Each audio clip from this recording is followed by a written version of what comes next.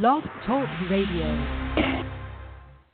Hello, everyone in the franchise world. My name is Paul Segreto, and this is Franchise Today. This is Franchise Today returning back after being off the air last week as we were going through some horrific weather down here in South Texas, floods, and I was busy finishing up on my ark and gathering up two of every animal that I could find.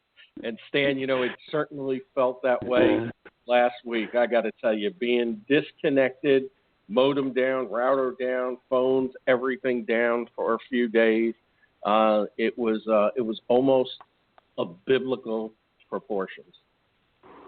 You without a phone is a frightening thought. It's almost, to me, that's like you're going into rehab or something. I mean, how did you get through that, Paul? It was very, very difficult. I did a lot of reading, which was good. But, I felt so helpless. There's so many people out there to this day that are out of their homes. There are areas of town that are still flooded. There's two big dams on the west side of town, the west side of Houston, that are still at critical levels. It's just they're going to live through this for the next 90 to 120 days. And, of course, there's, many people that weren't even that fortunate and perished by making a poor decision and going across what appeared to be, a couple of inches water on a roadway, and all of a sudden gets swept down a creek or in a drainage ditch or whatever. Just horrible, just horrible. But from listening to you this morning, just before we went live, it sounds like some of this is still with you, and it's not quite through pummeling you guys yet. Yeah, it's springtime. We had a series of severe thunderstorms come through this morning, and there was some tornadic activity. I heard that one or two people had died not far from here when a tree crashed through their home. It's just, that time of the year, but it seems to be in turbo mode. It was just, a couple of years ago, we're going through drought. Today we have all this water, we don't even know where to put it. Well, it's like everything else. The pendulum never seems to stop in the middle, does it, Paul? No, it doesn't. Let's bring the fun part in, boys.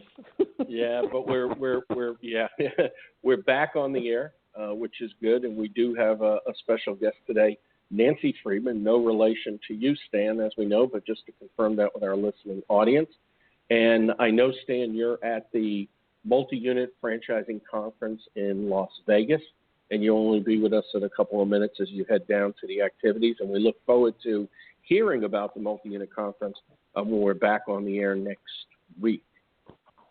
Yep, the show kicked off a half hour ago, Paul, and I'm heading down. And I just thought that I'd toe into the front end of the program today and say that as we continue to build the audience and grow the show and create some working systems between us and even a little bit of boundaries, Paul, I feel like at no given time should there be more than one Friedman on the air on this program at the same time. So I'm going to evoke privilege today and say I'm going to leave the right Friedman with the audience, and the audience can give a round.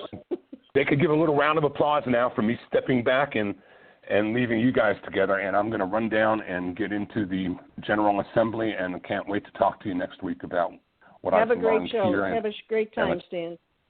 And you guys have a great program today. Thanks, Stan. Well, as I said, my guest today is Nancy Friedman. She's a two-time IFA mini-session speaker. Has brought her keynote programs and workshops to dozens of franchise conferences around the country, entertaining the audience with her straight talk, no nonsense, common sense approach to her tips, ideas, skills, and techniques, covering all 6 touch points of communication: email, snail mail, phone, fax, and face-to-face. Nancy's more than just telephone. As we hope today she'll explain some of the positively memorable experiences that really are more than just customers in the great, great world of franchising. Nancy, welcome. Actually, it's welcome back to Franchise Today. Welcome correct? Back. Yeah, welcome back. Yeah. Let's hear it. But where was that round of applause? I didn't hear it. Okay. Do you think there's a few people that didn't go to the multi-unit show that are listening? Yeah. Oh, without a doubt. Without a doubt. Okay, And good. Because I have a special surprise for those that are listening. I didn't even tell you about it, so we want them to stay on, and in a few minutes I will share it. But go ahead. I didn't interrupt. Yes, I did. Well, yeah. Most of we get our fair share of live listeners, but by Monday we'll probably have today's show listened to anywhere between 5,000 and 8,000 times, and that's really the power of Franchise Today, as we've had well over 200,000 on-demand listens within the last 2 years alone. So, and considering I've only heard great things about the show, so I am proud and honored to be on with you. Yeah, considering, we only are targeting the franchise professionals that are out there, which is roughly 12 to 14,000 people. We're real proud of what we've achieved with the show. And quite frankly, it's having people like you on the show that has made it a great show, because taking the time out from a busy schedule and sharing insight and perspective and experience is certainly something Stan and I couldn't do alone. So I really look forward to talking with you today. And tell us a bit about, a lot of people hear, telephone doctor, Nancy Friedman, the telephone doctor, but obviously what you do is much more than just the telephone. It has to do with customer service and amongst a lot of things. But give us a little bit of a biology time frame as to how you started, how you wound up at as the telephone doctor, and where you are today. Wow, I like that biology of telephone doctor. I'm going to grab that. That's a great one. Well, I am the world's only telephone doctor, and it is a wonderful story. I will not give you the full-blown one because that will take up way too much time. But it's such a fun story because it was the right place at the right time, which is, what do they say? When luck and opportunity meet, you have success. About 20-some-odd years ago, I picked up my telephone and I called my insurance agent, and I told him to cancel all my policies. No small job. We were his largest account. I could hear him fall off his chair. He said, "My gosh, what happened?" I said, "Your people stink. That's what happened. They're so rude. They're so unfriendly. They're so unpleasant, and I don't want to deal with you anymore." He says, "You're right. When I call your office, I'm treated like a king, and I'm not even a customer." I said, "Michael, we treat our wrong numbers better than you treat your customers." That does get a laugh line call in the audience. But he said, "Would you come over and show my people what you do?" So I said, "Yeah, I will." So I came over and I said things like, say please, say thank you, say you're welcome. And these people are writing as fast as I could talk. Had another donut, had another cup of coffee, started to leave. And the president of the insurance agency says, "Wait a minute, Nancy." I said, "What's wrong?" He said, "Well, nothing's wrong. I just wanted to thank you." I said, "Well, you're welcome." He says, No. You don't understand. We really learned some new things. Came home, had a drink with Dick, my husband. He hadn't known what I did, and I told him what I did. And I said, "Dick, like breathing in and out, I don't understand." And he said, "Nancy, don't ever be surprised. Nobody's ever shown them." Well, I mentioned what I just shared with you to the then general manager of a newspaper in Davenport, Iowa, one of our major clients in another company we owned. And we took him out to dinner. Now, what do you think you talk about when you take your largest account out to dinner? Right. You talk about what you did that day. That's what you're going to do tonight to the dinner, Paul. You're going to talk about this program and all the things you did tonight at dinner, mark my words. So the general manager says, "What'd you do today?" So I told him about calling Michael and canceling the policies and the cookies and the donuts and the please and thank you and you're welcome. I didn't think much about it. Went home, came to my office the next morning. My phone was ringing. It was the general manager from the newspaper in Davenport, Iowa. And he said, "Nance, I've been thinking about what we talked about last night, and you're right. From president to maintenance, if you have a telephone in your office, you should be trained. Would you come to my newspaper?" And I said, "Sure, Bob. How many people do you have?" He said, 300. I turned to my husband. I said, "Now look what you got me into." Well, I happened to have married the can-do man, and the can-do man said, "You can do it, Nancy."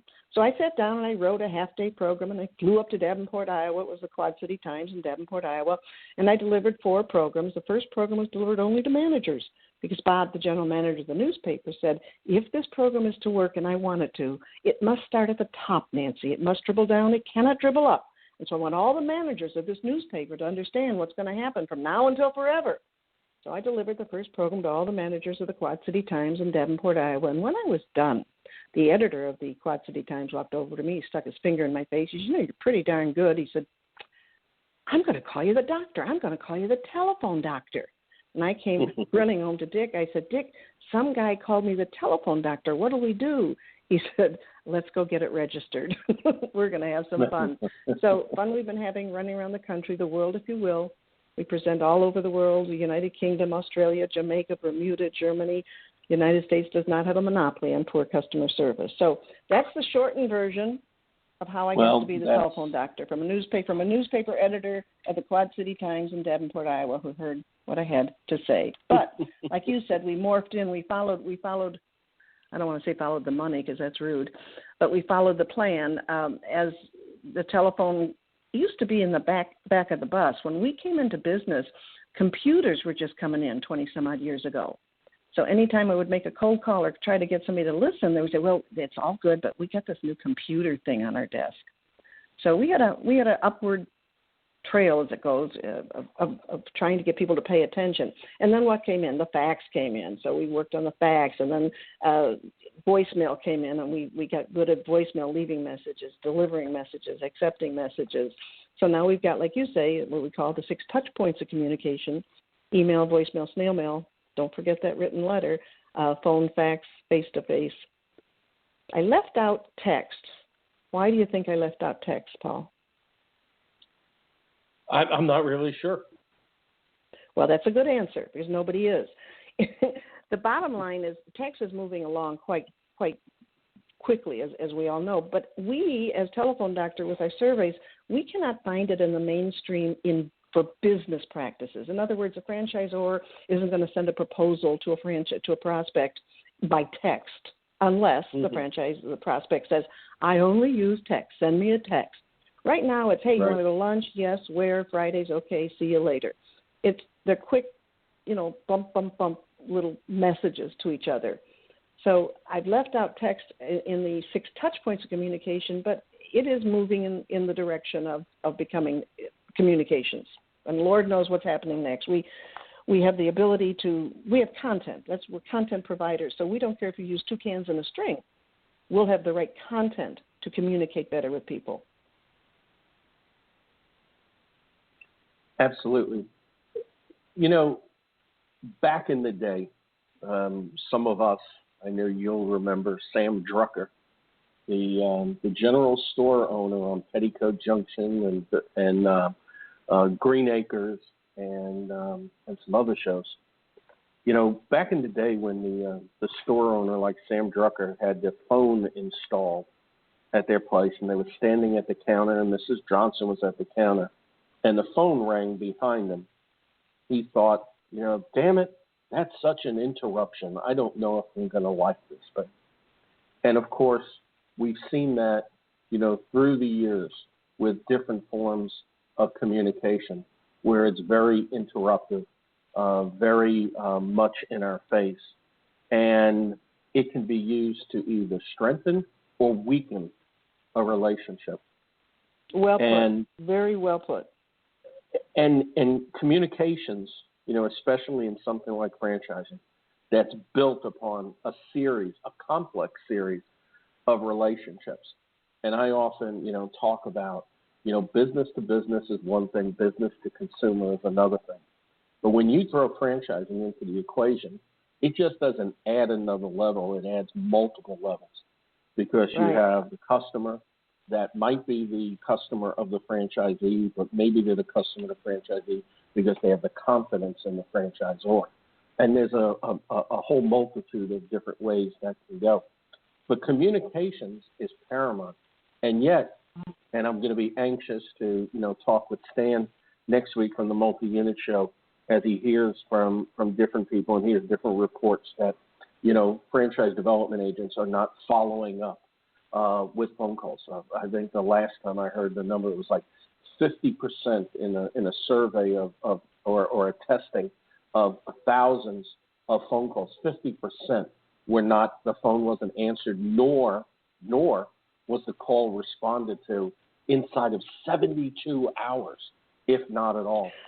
So yeah, those are good. And interjecting here, I confirm those surveys. It's frightening. And excuse me for interjecting here, and I'll let you get back to your thought. But because you're social media guru here, that I don't care what social media you use today, chat, instant, whatever it is, all roads lead back to that telephone eventually. So very few things, okay, you can order on Amazon without making a phone call, but there's surveys out there that show people having so much trouble ordering, they pick up the phone and they call Amazon. So yes, you're right, and you were going down the right track. I apologize, but I don't misconstrue my interruptions, interjections as anything but enthusiasm for what you're saying. No, it's absolutely. It's not your show. It's our show. So I want to hear what you've got to say. And I am a little disappointed we're not taking any questions.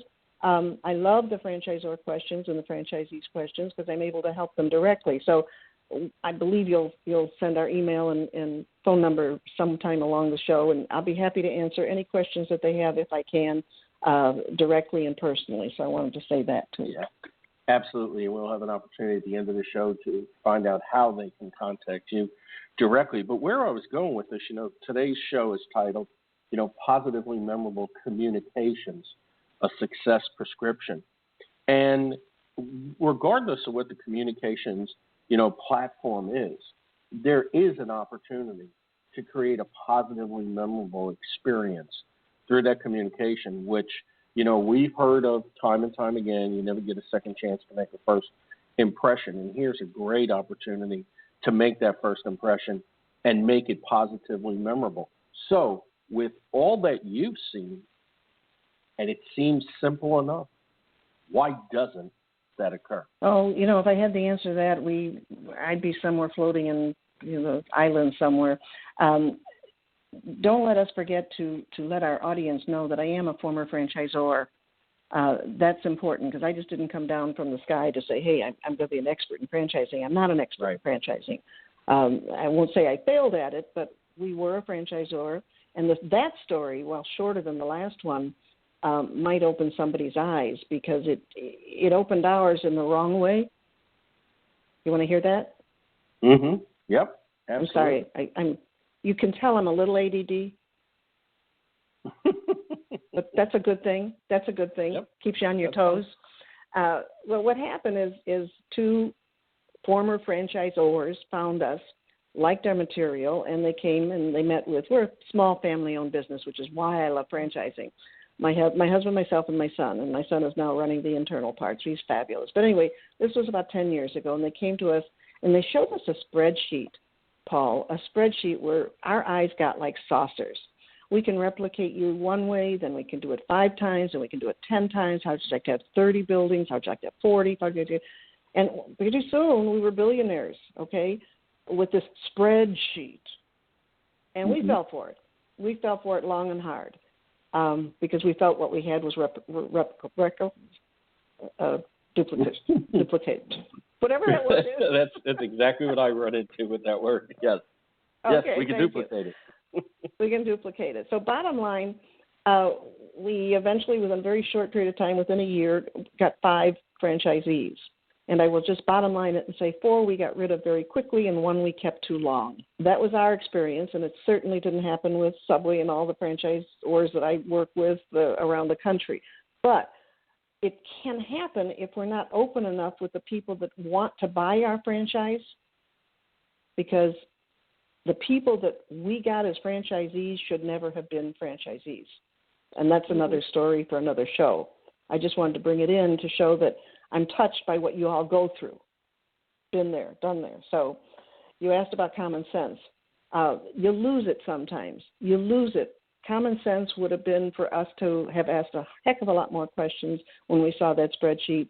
Common sense would have said, hey, don't let our eyes get like saucers, because how possible is it to get 100 telephone doctors around the country? Well, do you ever hear that a good salesperson loves a good salesperson? You know that expression? Mm-hmm. Absolutely. The 3 of us are pretty good salespeople, and so we respect and like when we are being sold properly, or think we're being sold properly, and all the techniques are used and we fall for them. So it opened our eyes that, maybe we weren't exactly a Ponzi scheme, or we weren't exactly a Bernie Madoff, but we fell for something that wasn't right for us.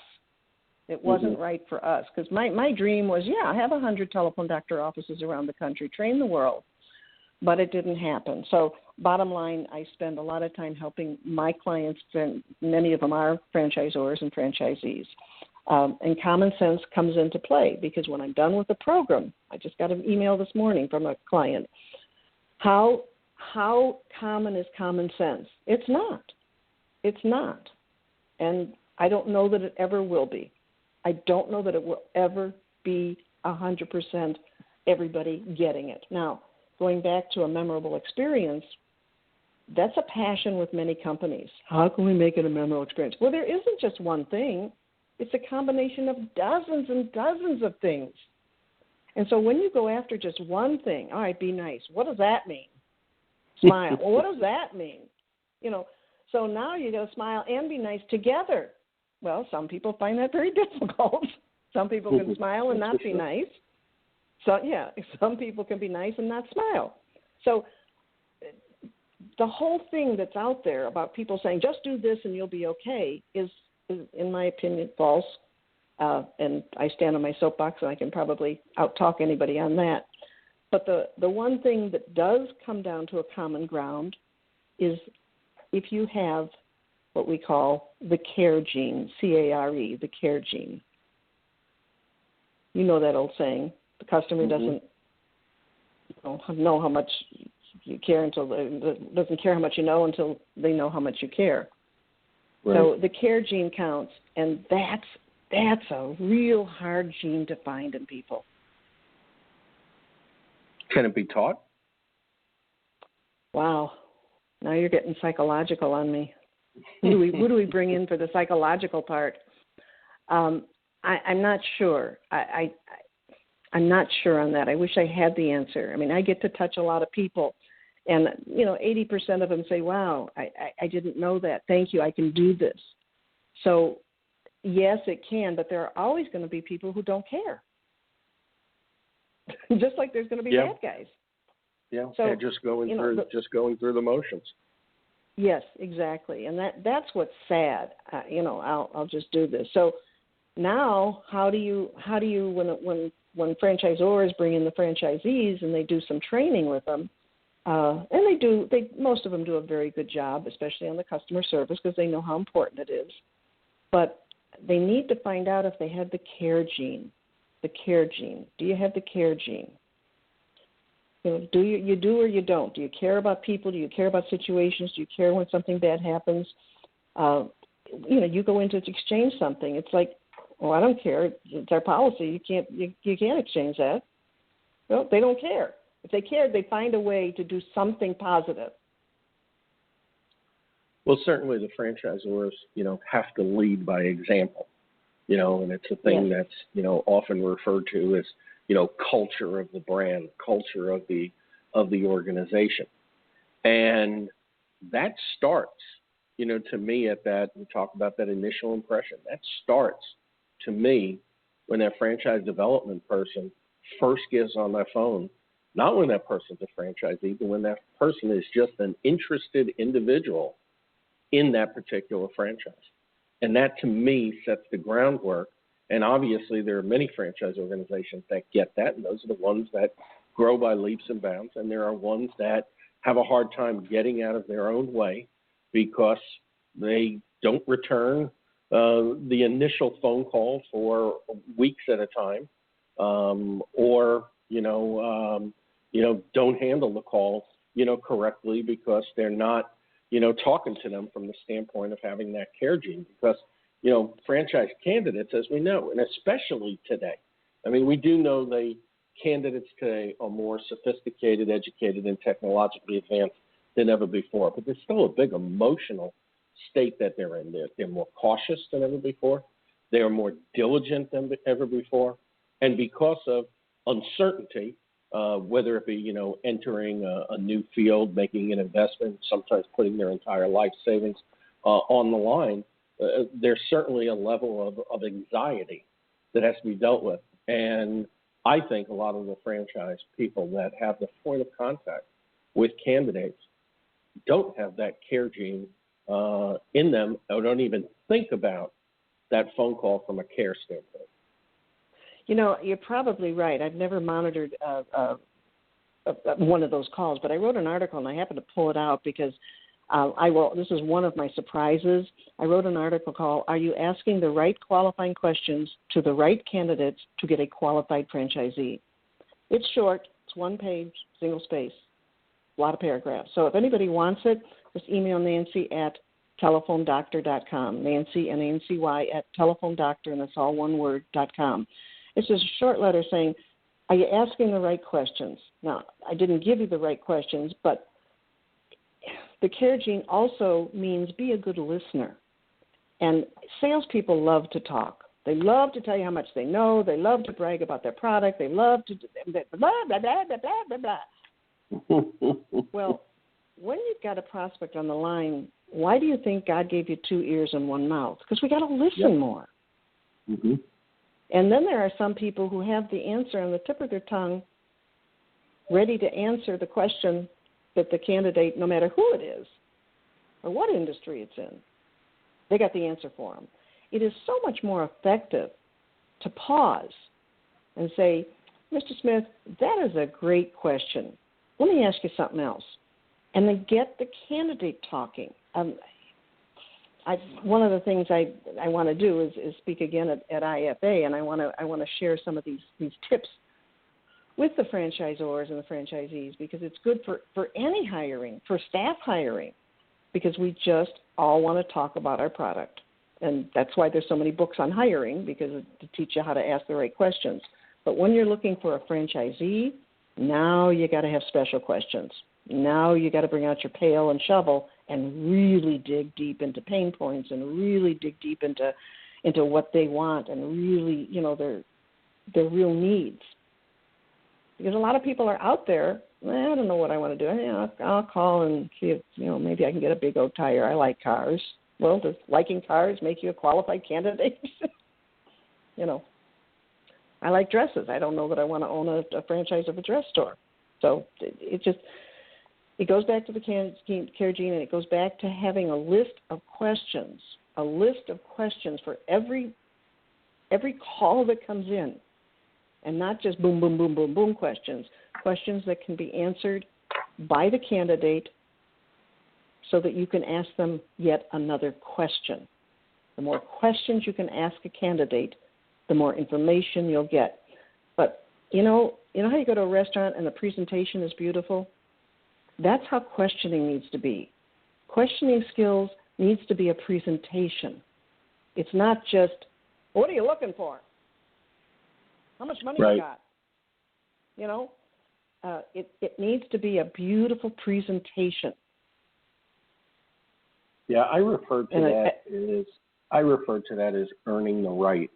And I started down this path when I was talking about communicating in social media, but it really works across any type of communication. It's share information, interact, get to the point of having an engaging conversation, and only then have you earned the right for a call for action, which might be just earning the right for a subsequent phone call. And Absolutely. Too many want to go Everything from sharing information.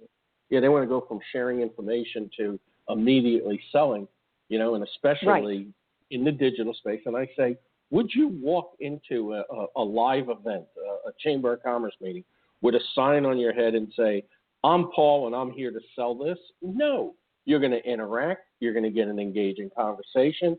And yes, you're going to earn the right to tell people what you do, to get involved in deeper conversations, hopefully get involved in in a phone call or in a meeting as a result of where you're at today. But they want to jump from, especially when that face-to-face is not there, the phone, email, social media, they want to go from sharing information to buy from me. And it happens time after time. Absolutely. Evan, you're giving me ideas for topics. Oh my gosh, you're so good, Paul.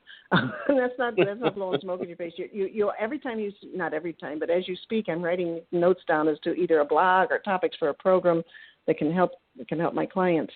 But I lost my train of thought because I got so much on. My mother used to say, you just have so much on your mind when that happens. Doesn't Well, mean you I think forgot about what I. you think about this for a second, Nancy. I want to tell everybody we're live. It's Franchise Today, brought to you by Franchise Foundry, helping emerging brands move forward, and also sponsored by FRM Solutions. In my mind, just one of the best software platforms on the market today, and I certainly don't do justice to our promo as my co-host Stan Friedman does every week. But Stan today is at the multi-unit franchising conference, and we look forward to him being back next week and sharing with us that event. So, Nancy, did you come back to your thought, or did it elude No, I you? was right. I was right. I was still writing as you talked. But that's okay. We can go back to any topic you want, because we're both on something that we love, and that is communication, passionately. We were talking about questions, and, there's I won't even say he's old because he's dead now. That's how old he is. It was a wonderful sales trainer that my husband found years ago by the name of Doug Edwards. And his material, I don't even think you can get it anymore. But he wrote a wonderful CD or DVD or whatever the heck it is called Questions Are the Answers. Man, we make our salespeople listen to that. Questions are the answers. And it's listening, and asking questions off that. And then here's the secret, and you know this as well as I do. It's taking notes as you talk to somebody on the phone so you can go back to that question that you wanted to, but you didn't want to interrupt the candidate as they were talking. Because you know what? As much as you've got to say as the franchisor or the franchise development specialist or whoever's going to sell them has a lot to say, so does the candidate. They've got a background, they've got information, they've got useful information and not useful information. And that's the job of you and me, to weed out people who have useful information versus not useful information. That's pretty hard. But it's finding out their why. And as we know, of course, there are certain people that get involved in franchising because they are looking at, a big investment. They're looking at return on investment, and that's a different category. The majority of them are looking at, achieving a wish, a hope, a dream. Is this a vehicle for them to be able to do so? So you definitely have to get into the emotional You can side. answer this question. I apologize. This is me doing what I said not to do, and that's because you just said something. Why are there so many absentee franchisee owners? Because therein lies, in my opinion, a huge problem, especially in the first year of owning a franchise. So, and I don't know the ground rules, and I don't know what goes on, but you give me the percentage of franchise owners that aren't there, because that's got to be high, Paul. That's got to be high of franchise owners. Well, I think there are certain concepts that are right for absentee ownership in the truest sense, having a layer of management, reporting systems, etc. But still, regardless, I would want to know the ins and outs of my business. And if I was in that position, I probably would spend at least the first year knowing every part of the business, and then I could step out of it and be absentee. But what happens in even the ones that are not set up for true absentee ownership, the franchisee makes an investment. They spend some of the initial time there, and then they actually come about being in business for the wrong reasons. They think that freedom means I can go play golf every day, or I could come in late, and they definitely don't want people, in the situation of do as I say and not as I do, because that's the culture again that's created in that organization, and I've seen that time after time. A big reason for not only franchisee failure, but small business failure. But I guess it shines through in franchising more because people, if they get into a business and they think that they want some more of that freedom, and that freedom being I can go play golf every day, they're thinking because I'm buying a business in a box, I'm buying a proven business system, I have more of a chance of doing it. But you know what? It comes down to people. You better have some well-trained people. You better have the systems that you'll be able to, educate them on, train them on, monitor, discipline them, or whatever the case might be, or help them improve. But again, that comes down to, sharing the information, interacting with your staff, having those engaging conversations, and only then have you earned the right to be able to take that time off and enjoy a round of golf on a sunny day. And you just proved my point. When you go to sell, when a franchisor goes to sell a franchisee, those are great questions to ask them. How much time do you want off? Tell me what you're looking. You want to play more golf? Yeah, man, that's why I want to buy this. I want to get somebody in there and really, teach them how to do it. And then I'm out of here. I got a place down in Florida. I'm out of here 6 months. So hidden questions are good questions, but again, the presentation. You need to know how to ask a hidden question. You need to. Do you remember the show Columbo? Yes. Peter Falk. Okay. Yep. So we use the Columbo technique, and that is a great technique. You're about to close a conversation, you're about to close a situation, you're about to close a topic, and then you ask the one that finds the killer. By the way, Mr. Segreto, meant to ask you, where were you the night of April 23rd, Wednesday? And that's the question he wanted to ask in the beginning, but he kept it. He kept it because he was getting little pieces of puzzles, little pieces of information, and then the crowning glory is his hand on the knob, turning it and turning around and saying, "By the way, Susie," and asking that one crowning glory question. And that can be done in looking for the right candidate. But you've got to be able to ask those hard questions. And they are hard questions. They're personal questions. But in my mind, as a franchisor, which I was, in my mind, I wasn't selling my baby. I wasn't selling my children, but I was giving birth to a child. Mm-hmm. And I needed that birth to be semi-perfect, if you will. Now, what we learned and what I found out in the 10 years since is that you can't mandate your franchisees, apparently. And I found that the most frustrating part, especially in the training world, because there's certain things that we deliver in training that have changed. I cannot. It's like McDonald's with the secret sauce. Mm-hmm. They're not allowed to make a new sauce. So it's the same thing with what we had. And I said to Dick and David and my kids, I said, well, my husband and kids, if I can't mandate what we want, then I don't know that this is right for us, because they're going off in left field. They went off the reservation. And that's what happens sometimes. And I'm not saying that's why a franchisee fails, but it could be one of the reasons that they're not successful is they don't follow the ground rules. Well, now, so but that's a good point. Let me interject on this, because we don't spend time really preparing for these shows, and we allow these conversations to evolve. And that's exactly my point with communications. A lot of times, people listen to speak as opposed to listen to learn. And in doing so, they miss a lot of key things. So when I've done surveys about franchise failure, small business failure, and I talk to franchisors, and they say, well, the franchisee is a renegade, that's why he failed. And they're not following the system. And the franchisee was undercapitalized, and that's why they failed. And, of course, I say to that, shame on you, because you shouldn't have allowed them in undercapitalized. But as far as becoming a renegade, when I interview, and I've done well over 1,000 of these, when I interview franchisees that have failed, I find that just under 90% fail for two different reasons, and it's split almost in half. One half is they just don't know how to operate within a business. And that even falls into the senior HR executive of a Fortune 100 company that buys a franchise and fails miserably because he doesn't know anything else but HR, okay?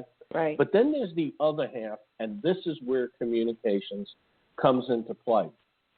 Because the other half fails because of some other reason, usually a personal reason.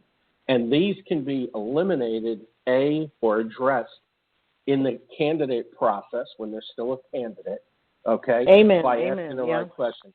Because what happens is they fail almost 50% of the time because they let junior into the business too early.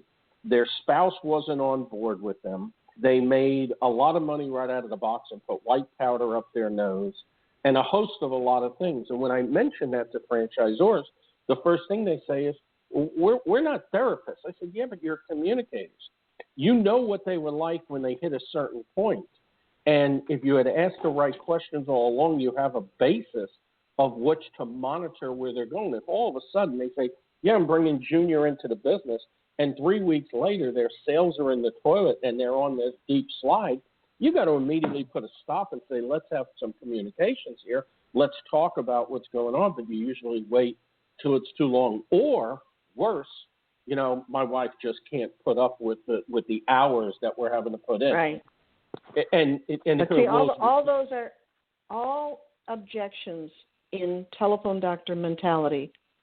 I would say 99.9, not all. I don't like words in stone. Most objections can be handled prior to the sale. Absolutely. In absolutely any, whether it's we have online training, we can handle any objection before the sale, so that, you know, when we come to do the close, they don't get to say something that we hadn't covered.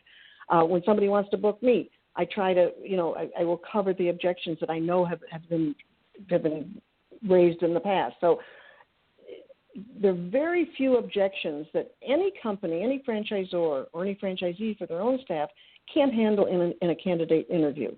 It is 100% questioning, learning. Don't you wish sometimes candidates could take a lie detector test, though?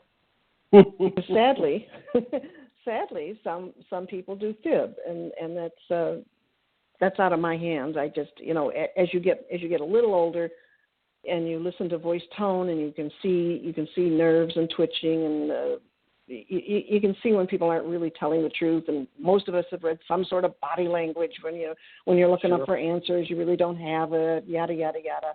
But you know, we're on the same track. We're on the same path, and I'm just so excited even talking about this, because not that I want to go back into franchising, but I love to help my franchisors and franchisees, and that's both of our passions. I know it is. You are so well thought of, and I have learned so much from you in a short amount of time, and I'm so grateful. So you get to ask another question. You can ask anything but my weight. The same goes for me. Okay. You know, it comes down to, you know, people, like I said, you know, most people listen because they're trying to figure out what they want to say next, as opposed to listening to learn what the person is really telling them. And I think that, you know, obviously should be a key factor in the franchise sales process. Obviously, it should be a key factor in franchisee working with customers or clients. It certainly should be a key factor in the franchisor working with franchisees, you know, later on. It is all about communications, and communications, as we know, is definitely the cornerstone, if not the entire foundation of establishing strong relationships, because it lends towards what I call, you know, the three-legged stool, which is truth, trust, and transparency. And you can't have truth, trust, and transparency without solid communications. Absolutely. And, you know, here's an idea for our franchisors at this point, or anybody who's trying to sell a candidate. I wonder how many of them, and this would be interesting, do a mock run-through, so that the questions that they're going to ask the real candidates don't sound teleprompter-ish, don't sound memorized, don't sound, oh, I've said this 1,000 times. So rehearsals, if you will. Now, my background is theater, and I've had an amazing theater career with some very famous people, which I'm not going to try and impress you with, Cesar Romero or anything like that. But the bottom line is we in theater, you have rehearsals. Every show that goes on, musicians have rehearsals. So kids do rehearsals. So I'm wondering now if the people that are listening would say, you know what, maybe there's a point here. So Susie, come here. I want you to be interested in buying a franchise. And then ask those hard-to-ask questions to somebody who's not going to run away. You know, maybe it's your secretary. Maybe it's, you know, the IT person, or maybe it's the HR lady sitting in the hot seat. and then practice those questions. Have them written down so you know what to ask. Because one of the easiest things to do, and you know it and I know it, is to forget to ask the right question. One, oh shoot, why didn't I ask him that? Gosh darn it, I forgot. Well, you know what? We have what we call the 8 great questions, and they're on every salesperson's desk. Now, they don't need to ask them on every call, and they don't need to ask them in order, but they need to ask them. So we don't forget to say the right thing. And people who think they can memorize everything are making a big mistake. Big mistake. Well, I won't forget to ask that. That's important. Well, you know what? Conversations go left and go right, and get taken off the reservation, and you can't. Go ahead. Yeah, you mentioned, a good point about, with acting, you have, a script, you have the screenplay, you have, things to say, when to say it. And unfortunately, there's a lot of franchise organizations, and obviously the ones that are successful already have a system. But the younger ones, the emerging ones, don't take the time to truly develop a system, a sales process, knowing what happens after this phone call, what happens after this question, knowing where to take it. Yeah, and it's a big mistake that they don't have it, and they wing it, and they think, oh, great. And I was just consulting on an advisory level with a franchisor that has very, very aggressive growth plans, and they're doing well, much better than most franchise organizations, but it's not at the level they want. And they couldn't understand, and were actually thinking that the franchise salespeople were giving them, meaning the senior people, were getting inaccurate information, because they would say, oh, yeah, we have 4 in the pipeline, and these 4 should close by the end of the month. There should be no problem with it. The end of the month comes, and, of course, every stakeholder's been shared that information, and the end of the month comes, and none of them close. And I've asked a hard question to senior management. Do you trust the information you're getting? And all of this, and it was all positive. But what had actually happened was lack of communications at a process. When the franchise salesperson had the candidate at what I call the 75-80% magical point, when they now were getting ready to take them the final 20% over the finish line, there was this lag period. It might have been scheduling a trip up to the office or whatever the case might be. And all of a sudden, the communications dropped. And what happened? When the franchise sales agent got back in touch with them to try to work towards finalizing things, his or her mindset was, I've got them at 80%. They're probably at 85 right now. But the candidate, because he had time on his hands and decided to look elsewhere, even if it was just to ratify in his mind that he was making the right decision, actually slid to as low as 50%. And then when they got back together, there was a total disconnect. And then all of a sudden, they're sitting on the fence. Now, the salesperson who doesn't want to hear a no leaves it as a maybe. And all of a sudden, that pipeline, instead of closing at 60 days, is going out to 180 days. And those people are never going to get a And franchise. why isn't this is such an exciting, I hope you have me back again, because we're really not going to be able to finish all the things you and I want to. But why isn't the franchise person asking them, who else are you looking at? Who else are we looking at? Tell me a little bit about your buying process yourself, sir. And most people say, well, I'm looking at so-and-so, and I'm also looking at so-and-so. You have the right as a salesperson to know that. You have that right. Absolutely. But Paul, those are hard questions for people who are not.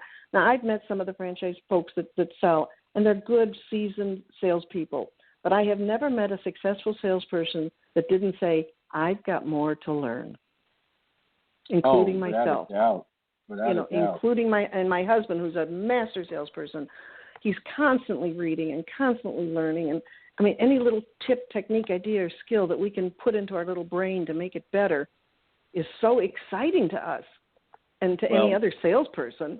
Lee Iacocca, who we all know, said it best. He said, the man is not as smart by what's between his ears as he is by what he could put his hands on. And it means that whole library, that whole world of learning and constantly learning and being able to put their hands on that type of information. And I've yeah. taken it's the reason why I've got thousands of books in there, on business and sales and entrepreneurship and everything under the sun. I hope you get to meet my husband, because he too is a voracious reader. And that's his mistress, as far as I'm concerned. is his book. Well, we'll have to arrange. I'll take that. I know that you have an engagement after this, so I want to make sure we have time for you to tell our listening audience how they could get in touch with you, and more importantly, or as importantly, some of the things that you could do for their franchise organization. Well, and I appreciate this so much. We help companies communicate better with their customers. That's our mission. That's our livelihood. That's what we do. And so the old saying, if you can't tell somebody what you do between the floor 2 and 3, get off the elevator. So when somebody says, oh, what is Telephone Doctor? We help companies communicate with their customers better. And we can do it with me coming to a program and putting the information in people's head right away. We have DVD training. We have online training. We have Telephone Doctor University. We have small group, large group. So we have obviously NancyFriedman.com is my site for program information. And you didn't get a chance to shout out some of the Telephone Doctor or some of my clients that I've spoken at, but they're healthy, good ones. I'm a 2-time speaker at Subway. I'm a 2-time speaker at dozens of other conferences. We just booked Moran Family Brands. We just did Novus, Glass. I mean, I'm just honored and thrilled, not just to be there, but I'm honored and thrilled with the feedback that says it's still common sense, but I learned so much. So, Yes, bringing me to a conference is my main thing. The phone number in St. Louis, so we're Central Time, is 314-291-1012. And if you notice, you want to stop between the area code and the number to give people time to write. That's a little free tip. 314, that is Central Time, 291-1012. So that's a little free tip there. Anybody who at Nancy at telephonedoctor.com and says, I love the show with Paul, will get a free book. That is my thank you to everybody who is listening right now. And I'm not saying you have to do it today. It can be, when somebody listens to it Monday or Tuesday. So we have our several books to offer, and you will get a complimentary autographed copy, which will turn out to be $21 instead of just $20. But it's my pleasure to give your audience something. They sat through, if anybody did sit through the whole thing, you get 2 books. But bottom line, that's my pleasure. You got the area code, you got the phone number, you get everything but my weight. There you go. Well, thank you, my blood Nancy. type ORH negative. Let's see what else we got. Well, we do obviously all types of industries, from travel to hospitality to whatever. The franchising has become, and I must thank, and I hope he's listening. If not, somebody tell him. Mark Liston, president of Glass Doctors, the one who, he is, and Mary Kay. But Mark was a client of ours many years ago, and he stopped by my office and he said, "How come you're not a member of IFA?" And I said, "I don't think I need to be." He said, "Yeah, I think you do." There was nothing in it for him. So I joined IFA. Strong supporter, got to speak twice at the mini sessions, hoping obviously for 2017, because we do have information they can walk away and utilize immediately. To brag a little bit, we got a lot of business from those conferences of people who said, "Wow, I never heard of you." Well, we are a good secret, but I don't need to be a secret anymore. So right. You are a well thought of individual in the franchise industry, Paul. You have a lot to be thankful for. I know. Thankful for. Thank you for this time. Did I miss out on it? I'm looking at my notes if we covered everything. Talked about the book, talked about the article, talked about the website, my phone number. We're good to go, and if we missed anything, certainly we want to have you back on the air again in the future. And God bless. Thank you. I appreciate that. Yeah, and I thank you for taking the time out of your busy schedule to be a guest with us. I'm in the Florida Keys. How busy can I be? That's true. That's true. Thank you, Nancy. Okay, my friend. Thank you. Be well. Travel safe. Thank you. Bye-bye. That's another show for Franchise Today. Until next week at the same time, my name is Paul Subretto, wishing you the best, the very best, in this great thing we call franchising. And Franchise Today is out.